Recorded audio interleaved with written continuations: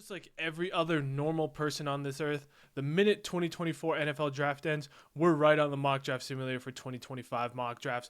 We're going to go get right in. I'm just going to do like the first 15, kind of preview the top of the class. I'll go over some of the positions as we go through, just kind of preview some guys you got to watch out for college football. Obviously, this is going to change a lot over the next year. We're going to have guys rise, we're going to have guys fall. But this is just a little fun preview of the class. Let's go ahead and look. We're just going to go with the teams. Like I said, there's probably going to be some trades and stuff, but we're not worried about the teams as much. We'll just go through. We'll do what makes sense for the teams, but just kind of go through it. First off, I think the number one pick right now, the odds, he has like crazy, like plus 1,500 odds right now on DraftKings, but I think James Pierce is going to be the number one pick. This dude was the best pass rusher in college football as a true sophomore last year. He's got good size. I believe he's like 6'4", 240. 6'5", 240, so like he's got good size. This dude is explosive. He knows how to use his hands. I mean, this dude's hands are great. Like there's a play where I don't know why, but he has his left hand just down at his side. He's not even using it. He's just swiping hands with purely his right hand. Like I would like to see him use both hands, but he's just using one hand and he's beating tackles off. Like this dude's got quickness, explosiveness, power. I think he's your class like a number one overall pick edge rusher that could be. So I think he goes number one. He's just crazy. Number two pick, looking at kind of the top of the class, we got James Pierce, we got Will Campbell, the tackle, we got Mason Graham, the interior D lineman from Michigan, and then we got a couple corners, and we got the quarterbacks. Now, obviously, the Patriots just drafted Drake May, so I'm not going to go quarterback here. We got the franchise cornerstone at tackle. We're going to go Will Campbell.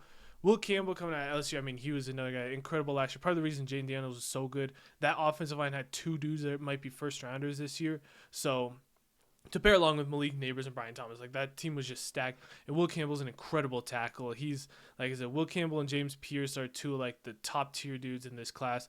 They go off the board 1 and 2. Now pick number 3. You know, you'd like to go quarterback here, but the Broncos did just draft Bo Nix, and I assume they're not going to draft quarterbacks in the top of the first round in back-to-back years. So for me, it could easily be Mason Graham here. Mason Graham is worth that. He was part of the reason Michigan was so good. You see two Michigan Wolverines at the top of the board. Like, their talent didn't stop in the 2024 draft. In 2025 draft, we're getting more Michigan Wolverines. You can bet your money on that. Mason Graham, great. Will Johnson, great. But my pick, got to go with a little bit of a homer pick. We're going to go Travis Hunter. I think when it's all said and done, I think Travis Hunter is going to be the number one corner in this class. This is an incredible corner class. I'm not saying like he's by far and away. Travis Hunter, Colorado, Will Johnson, Michigan, and Benjamin Morrison, Notre Dame are all better than any corner that was in this. Like, I love Quinyon Mitchell, Cooper DeJean, Taron Arnold, but like these three dudes are all better than all of them. They could I'd be willing to bet all three of those guys go like either top 10 or fringe top 10 because they are all incredible. What puts me above for Travis Hunter and why I think, bro, he's so good is like, if you watch college, this dude's just instincts are just, he has just the natural instincts that corners you can't teach. And like this dude will just he'll read the routes, he'll just fall off his route and undercut and pick a route that he shouldn't even be near, just because he has those instincts of how the routes are working. He's learning from Deion Sanders. I mean, the best of the best. And I mean, hey, he could play receiver too. Like, he's the whole receiver corner thing. I think he should play corner because that just his instincts at corner is his best trait, and that's what sticks him apart. Whereas I think he's a good receiver, but I think he could be an elite corner, and that's why I haven't gone so high, sticking in the state of Colorado there. Now at pick number 4, if the Titans are picking 4, Will Levis didn't work out, so we're going to go to QB Will. And for me, my number one QB, we're going back-to-back Colorado boys. We got Shedeur Sanders. I think really when we're looking at the QB market for this, the only two dudes I'm like, yeah, I think these dudes will probably be first is Shedeur Sanders and Carson Beck. Quinn Ewers, I'll be honest, I don't think it's going to happen with Quinn Ewers. I mean, you had Worthy and A.D. Mitchell and J.T. Sanders, and I just didn't see it. Jalen Milroe, I don't think I don't think he can throw the ball well enough. Drew Aller, I mean, put on that Penn State spring game, and you'll see why he's not going to be that guy. Dylan Gabriel, I just don't know if he's an NFL guy. He's a good college quarterback. If I were to say another dude that I do think could sneak in the first round, I would actually go Cam Ward from Washington State. I think he was good, or he's not at Washington. He's at Miami now. Cam Ward was at Washington State, now at Miami. I think he could have a huge season with Miami. They got Xavier Restrepo at receiver there, who I think they're going to have a nasty little duo. Another interesting guy is Noah Fafita. He's really good, but he's 5'11", 195. He's pretty small, and I think that's 5'11", 195, I think, is being generous. He's like Bryce Young. He's just a really small dude, but he's fun to watch. But for me, when it's between Shedeur and Carson Beck, I say like if you didn't watch Colorado last year, you can look at the stats and say what you want about Shedeur, but like you don't understand how bad that offensive line was unless you watched Colorado. That offensive line was the dude was fighting for his life the second he caught the snap. I think it's gonna be a completely different scene this year. They brought on tons of O-line help. They brought on new receivers. I think this Colorado offense is gonna be clicking. Shedeur is he's so accurate, man. This dude just does not miss throws. He's really accurate. He's already got those clutch scenes. I mean, he's Colorado State going down game-winning drives. He's been talking with like Tom Brady and stuff. Like, I just think he's got it at quarterback, and that's why I think he's going to be the number one quarterback. And with that being said, the Giants obviously didn't work out with Danny Dimes. They're going to grab Carson Beck here at pick 5. Carson Beck just doesn't have that like trait to me that like Shedeur I think is like extremely accurate, and I think he's got that clutch it factor in him. Whereas Carson Beck, he's really good. I just don't know if he has that one trait that like, oh, he got this crazy arm strength. Oh, he's pinpoint accurate. Oh, he's this great scrambler. He doesn't have that one trait, but he is a good quarterback. It'll be interesting to see where he goes. Like, personally, right now, if I were to draft, I would not put Carson Beck as like, I'd put him as like a fringe first round guy. But I think that he's going to just get better this year, and I think he's going to have a good year, and we'll see where that goes. But we'll have him there. Now, pick number 6, the Washington Commanders. This is where I think like Mason Graham could be easily coming off the board, but they just don't need D tackle. I mean, they drafted D tackle in this draft, but they also have Jonathan Allen, Daron Payne. They got tons of D tackle, so we're gonna get the next corner off the board. Or no, are we gonna grab the next corner? We're not. We're gonna grab tackle. They need to protect Jaden Daniels, and we're gonna grab Kelvin Banks, the tackle from Texas. He's up there. I think he's right behind. I think some people have him above Will Campbell at this point. I can't say I've watched much tackle film, but like, those are your two dudes at the top of this class. Will Campbell, Kelvin Banks. They might be going back and forth now, but those two dudes are elite tackle prospects. They got to protect Jane Daniels. We'll get him off the board there at 6. At pick number 7, the Arizona Cardinals. With the Arizona Cardinals here, I think it's between Mason Graham and Will Johnson. I think they could really just need more help at corner than they do at D-line. So I'm going to go Will Johnson. Will Johnson was incredible. One of the best corners in the nation. Like, I mean, you could argue he was the best corner in the nation last year as a true sophomore at Michigan. I mean, like, he was just balling. Whether it was Alabama, whether it was Ohio State, whether it was Washington in the playoffs, like, he played top of the top talent, and he showed up to every single game. Will Johnson's a stud. Like I said, like him, Travis, and Benjamin Morrison, they're all just in that group of 3 right now. We'll see. I feel like when it comes down to it, might just be pick your poison between those 3. Like, I don't know I think if anyone was to separate, I think Will Johnson and Travis might separate from Benjamin Morrison, but like, those 3 dudes are all right in that tier of they're all just studs. Now, pick number 8, so we'll have Mason Graham. I mean, just D-tackle that can do everything. If you watched the Bama or the Washington playoff game that Michigan played, you know who Mason Graham is, because that dude was just making play after play after play. If you hadn't heard of him before, then you definitely heard of him watching that game. Like, this dude's a stud. Now, pick number 9, we have the Raiders up on the board. For the Raiders, I mean, we might dip back into this D-tackle, grab Deion Walker. Deion Walker from Kentucky is a dude who is humongous. What is his exact measurables? He is 6'6", 350. He is a huge man, and he was balling as a true sophomore in the SEC last year at that size. You just assume that he just gets better this year, and like, if he just keeps getting better, man, like Deion Walker with his size and his ability to play already as a true sophomore in the SEC, just getting bigger, stronger, more refined this year. I mean, he's going to be a fun dude in the draft because, like I said, he's huge. Now, pick number 10, the Seattle Seahawks. This is when I want to talk a little bit more in depth about the edge class, because I think edge was one of the things that people thought Seattle would go this year. They didn't. So I want to look more into this edge class here. So obviously we had top of the edge class is James Pierce. I think he's in his own territory. He's number 1 pick. He is. Next up, the other guys you got to keep your eye out for. We got Nick Scourton, who's one of my favorite players in this draft class already. Says he's at Purdue. He transferred to Texas A&M this offseason. Like, if you watch the Texas A&M spring game, this dude was making every play. This dude is huge. He's like 280, I believe. He's 260, 6'4", 260. I think I've seen him 280 somewhere. Like, this dude is a bigger defensive end, but like, at his size, he's like between 260 and 280, and this dude's hitting spin moves, he's hitting swim moves, and they're just smooth. Like, this dude with his size, to be able to move like he does just shouldn't happen. And that's why I think he's going to be like a top 15 dude in this class. He's going to be a little bit more of like a scheme because like I said, he's a bigger dude. I think that he did stand up some at like Purdue and in the spring game for Texas A&M. He was standing up some, but like, a bigger defensive end. JT Tuimoloau, I think everyone knows because he's been kind of in the draft process now. Everyone thought he would come out last year. He's a really solid player, good against the run. He just doesn't have the quick enough feet to be like an elite dude, but he's a really good DN. Jack Sawyer was a former 5-star who was kind of buried on the depth chart the last couple of years behind like Zach Harrison and JT Tuimoloau. Last year he got his first chance to be like a full-time starter, and he showed flashes.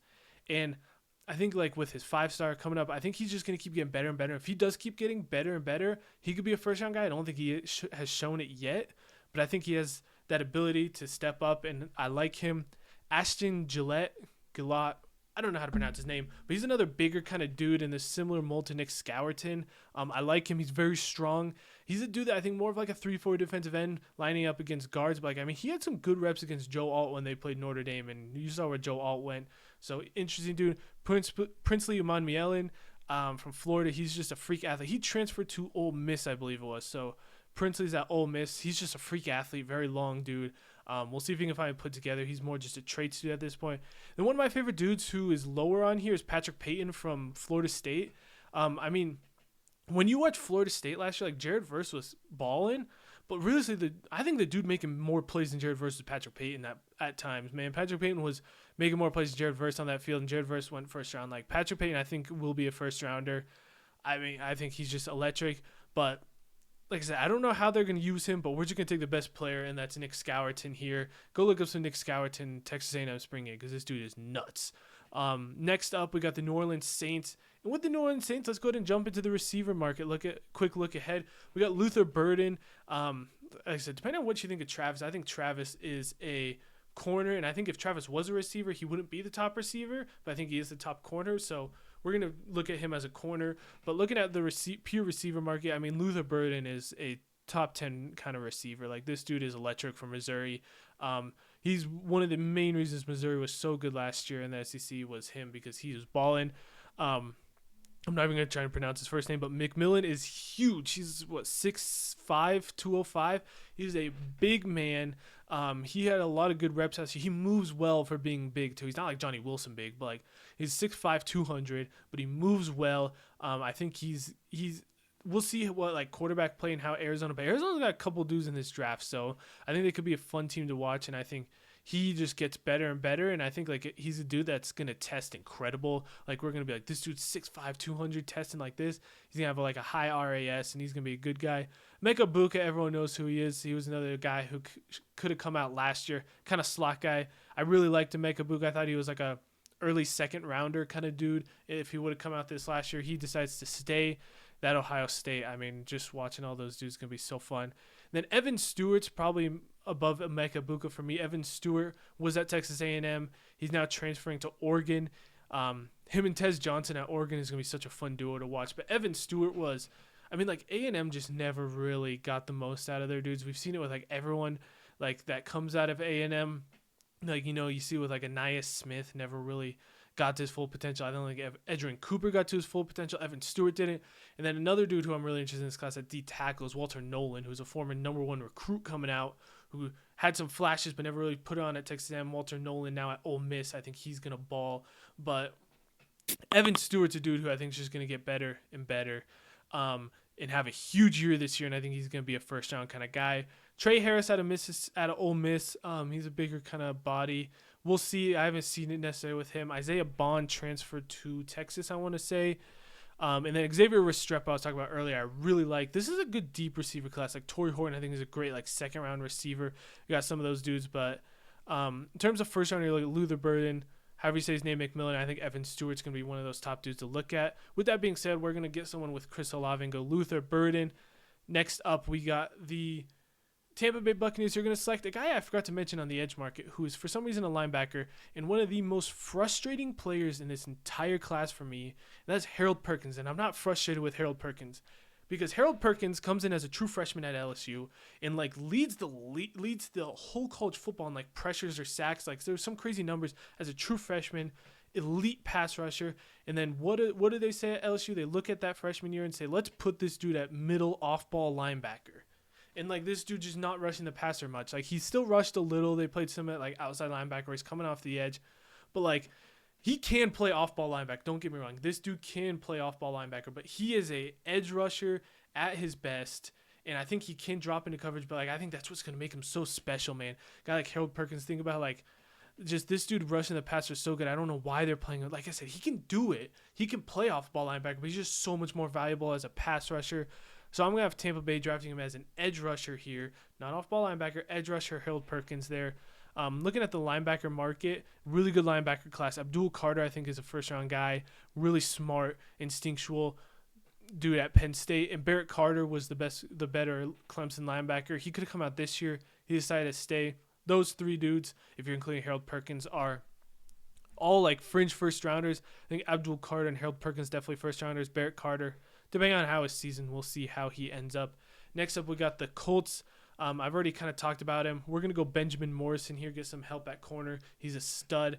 The only real positions I haven't talked about here, we'll go ahead and get to safety in a minute because I think that's where we're going to go for the Rams. The Pittsburgh Steelers, I haven't talked much about Colson Loveland. He's just a really solid tight end. But for me, for the Steelers, we're going to go ahead and go with McMillan here, get another receiver to help. And now quickly, safety. Safety, I can't say I've watched anyone except for Malachi Starks, who I think Malachi Starks is a stud. This dude came on started as a true freshman at Georgia when they were in their national championship run. I mean, this dude, to start as a true freshman in the secondary at Georgia is insane. This dude did it. He's a great athlete, kind of fringe corner safety kind of dude. You know, he can come down, play slot. He can man up on receivers if you need, but, you know, playing off-ball safety could be where he's at his best. So that's dude I really like. Just quickly going over, that's all the picks I'm going to do. Just some quick dudes I kind of want to mention and throw out there. Jabbar Muhammad from Washington. He transferred, I believe. Or did he stay at Washington? I don't remember exactly where he is, but he's a stud from Washington. Another dude you got to watch out for. And then looking at the one position I haven't talked about is running back. And this is one of the best running back classes I can remember. I mean, like, just the depth and the elite talent in this class. We got, at the top, they got Ollie Gordon as a number one running back. He's a stud at Oklahoma State. Great athlete. Go watch him. I mean, like, he's always at the top of the NCAA in rushing. Quishad Judkins was at Ole Miss, transferred to Ohio State this year. He was as a true freshman just balling in the SEC at Ole Miss. He ended up, there's some, like, weird, like, character kind of concerns with him, which is part of the reason why he left Ole Miss. There's some character stuff, and, like, there's clips floating around of, like, he's on the ground and his O-linemen just walk past him, don't even try and help him up. So he might have some character stuff. I don't know fully, but like as just a pure running back, stud. Omarion Hampton was very good for North Carolina last year. Ashton Tinty, smaller, kind of scat back out of Boise. I don't know if he transferred or not. He might have. Travion Henderson from Ohio State. We all kind of know who he is. He's a stud. I don't know who Jaden Ott is. Donovan Edwards is a stud out of Michigan. We've all seen him. He can do everything. Trevor Etienne is going to be a really interesting dude because he was really good at Florida early on as a true freshman and true sophomore. Transfers to Georgia, had some weird off-the-field stuff, but he's Georgia's running back now, and I think he's going to be incredible for Georgia. So Etienne is a guy who could really rise. Yes, he is Travis Etienne's brother. I think he's a dude that's going to really rise transferring from Florida to Georgia. He's going to have a huge year. And they don't even have my RB1 in this class, which is Nick Singleton from Penn State. Nick Singleton is an incredible athlete at Penn State.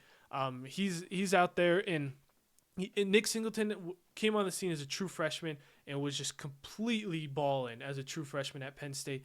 And then he kind of had a down year this last year. He's kind of splitting reps in that backfield, but like I just still think that talent Nick Singleton, I think he's gonna have a bounce back year this year, and I think he might be RB1 in this class. And they only have a year, but that's not to mention like Ollie Gordon could be like a fringe first round. Judkins, if he doesn't have these character concerns, he's definitely a first round kind of guy. They have Omarion Hampton as a fringe first round. And then, like, obviously, Travion Henderson could have been RB1 in this class if he came out. Donovan Edwards, I think, would have been up there for RB1 conversation in this class if he came out. Trevor Etienne, like, honestly, there might be 6 running backs in this draft class that would be better than Jonathan Brooks, who was the first running back drafted last year. So this is the year for the running back if you need it. And I think we're going to get back to some first-round running backs this year. Took a year off, but trust me, running back value, we're back. Anyways, that's going to be it for the mock draft. Let me know some other guys to watch. Like I said, I haven't watched everyone. I've just kind of gotten trying to get a basis of watching. Let me know, guys, you think I should take a look at down in the comments. Let me know what you think about some of these dudes. It's going to change a lot, but it's just interesting. Again, early preview on the college football season, and I'll see you for the next one.